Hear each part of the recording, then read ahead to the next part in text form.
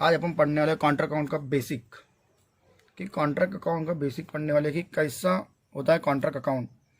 तो देखो, एक बात बताता हूँ कि अपन ने कोई कंपनी का कॉन्ट्रैक्ट लिया, जैसे समझ लो कि रोड बनाने का कॉन्ट्रैक्ट लिया।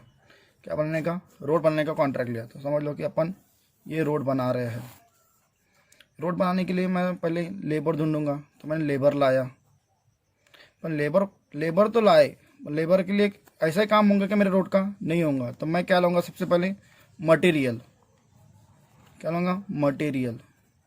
मटेरियल लाया। मटेरियल मेरे लिए एक्सपेंसेस है, तो मटेरियल लिखा मैं। मटेरियल लाया, लेबर ऐसे काम करेंगे मटेरियल लाने से, उनको क्या देना पड़ेगा? वेजेस, यानी उनकी सैलरी, वेजेस एंड सैलरीज। समझ लो अपन ने अभी काम चालू कर दिया, ये अपना रोड बन रहा है। समझ लो कि अपना 60% काम हो गया, 40% काम बाकी है। तो मैं क्या बोलूँगा? Work certified. जितना काम बाकी है उसको क्या बोलूँगा मैं? Work uncertified. ये समझा क्या आपको? मैंने एक कंपनी का एक रोड बनाने का कॉन्ट्रैक्ट लिया। तो कॉन्ट्रैक्ट बनाते समय मैं रोड के लिए मैं पहले लाऊंगा लेबर, लेबर के बाद लाऊंगा मटेरियल, मटेरियल काम होने के बाद लेबर को क्या दूंगा मैं? मनी। तो मैंने दिया वेजेस एंड सैलरी, यानी वेजेस एंड सैलरी। उसके बाद मेरा रोड का 60% काम हो गया, तो मैंने बोला वर्क सर्टिफाइड। 40% काम बाकी है, तो कितना काम बाकी है? 40%, तो उसको बोलेंगे वर्क अनसर्टिफाइड। तो समझ लो कि मैंने ये रोड बनाया और मैं 60% काम हो गया। और एक कोई सिविल इंजीनियर आया, कोई कॉन्ट्रैक्टर सिविल इंजीनियर आया और मेरा काम देखने आ गया, तो उनने बोला कि 60% नहीं 55% काम हुआ। तो मेरा काम कितना और सर्टिफाइड हुआ? 55%। तो ये मेरा प्लान का इंस्टॉलेशन में मेरे को पैसा मिलेगा, तो मेरे को पूरा पैसा नहीं मिलेगा, तो मेरे को आधा आधा पैसा मिलेगा। तो जो थोड़े थोड़े पैसे इंस्टॉलमेंट में मिलेंगे मैं उसको बोलूँगा रिटेंशनल मनी। क्या बोलूँगा उसको मैं? रिटेंशनल मनी। जो मेरे को थोड़ा थोड़ा इंस्टॉलमेंट में मिल रहा है उसको बोलूँगा मैं रिटेंशनल मनी। तो आपने क्या लगा? मटेरियल लगता, वेजेस लगता, डायरेक्ट एक्सपेंसेस। कोई मैंने मटेरियल लाया एक्स्ट्रा में, वो समझ लो कि मेरा मटेरियल थोड़ा सा ख़राब हो गया, तो मैंने किया मटेरियल रिटर्न। तो ये मटेरियल ख़राब हो गया तो मैंने ये रिटर्न कर दिया कंपनी को, ये कंपनी है, ये वापस कर दिया। तो मटेरियल रिटर्न।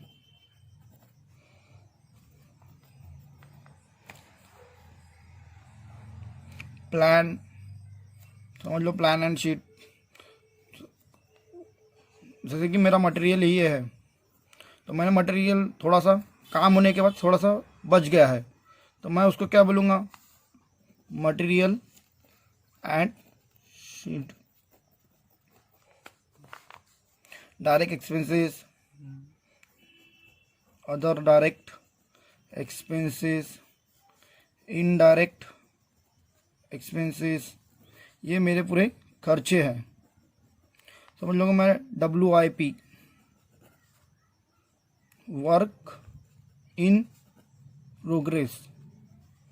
इसमें क्या है? मैंने बोला था मैंने एक रोड का काम किया है, रोड का कॉन्ट्रैक्ट लिया हो, तो कितना परसेंट काम हुआ? 60%। तो 60% काम हुआ तो मैंने क्या नाम लिया था? Work certified.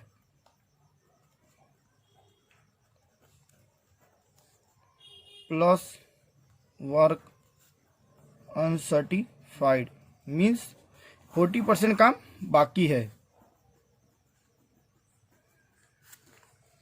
समझ लो कि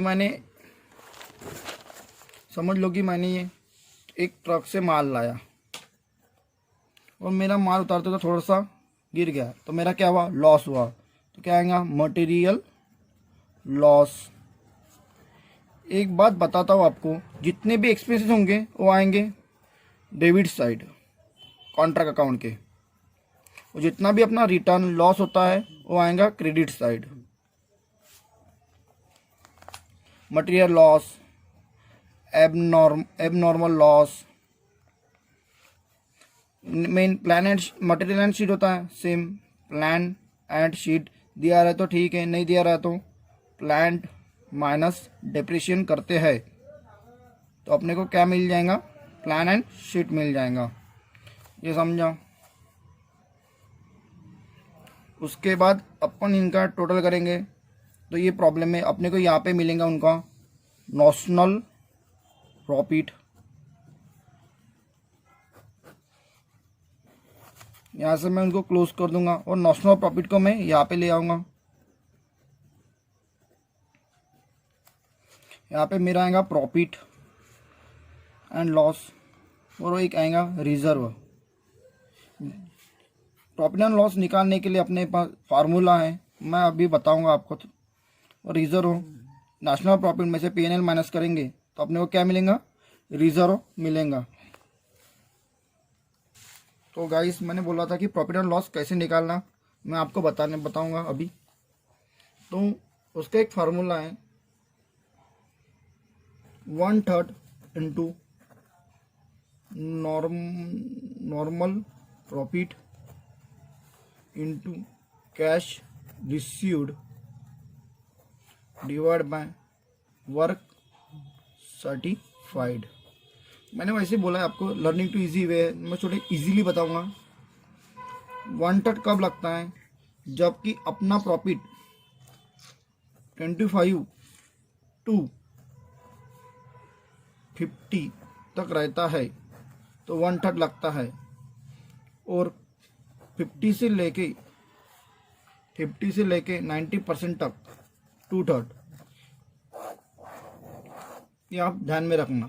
1/3 जब लगेगा कि अपना जो प्रॉफिट है 25 से 50 के बीच में आ रहा है, और 2/3 जब लगेगा 50 और 90 के बीच में जब आएगा, इसका प्रॉफिट है ऐसे लिख सकते हैं 2/3 into normal profit into cash received divide by work certified. Notional profit cash received work certified. आपको मैं एक लेक्चर में पूरा डिटेल्स में पूरा लिख के दूंगा।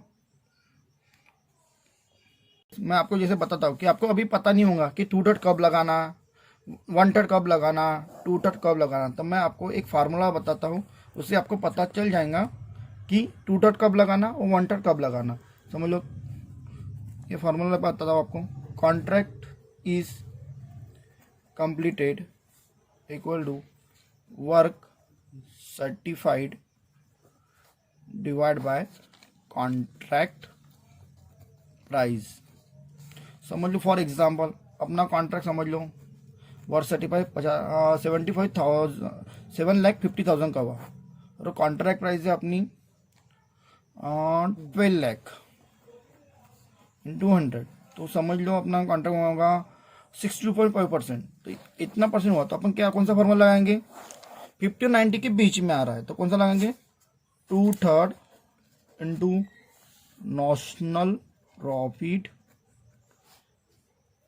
Into cash received divide by work certified. Hello guys, अपन देखो मैं एक एग्जांपल बताता हूँ आपको कि अपने को 1/3 कब लगता है और 2/3 कब लगता है। तो अपन फॉर एग्जांपल ये देख लो कि मैंने लिया 7,50,000 डिवाइड बाय मेरी कॉन्ट्रैक्ट प्राइस है 12 लाख, और कैश रिसीव्ड कितना है 7,50,000 वर्क सर्टिफाइड, और कैश कॉन्ट्रैक्ट प्राइस कितना है 1,20,000 इंटू 100। तो अपना कितना ही है आंसर, 62.5%। तो देखो 1/3 लग रहा है, 1/3 में क्या आ रहा है 25% to 50, इसके बीच में आ रहा है क्या, नहीं आ रहा है।